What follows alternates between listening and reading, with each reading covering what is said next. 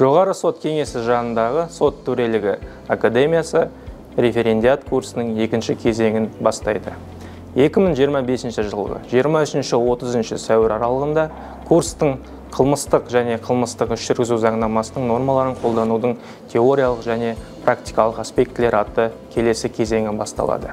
Курс Қазақстан Республикасының сот жүйесі және судьяларының мәртебесі туралы конституциялық заңға сәйкес судья лауазымына орналасу үшін кандидаттарға белгіленген талаптарға сәйкес келетін тыңдаушыларға арналған.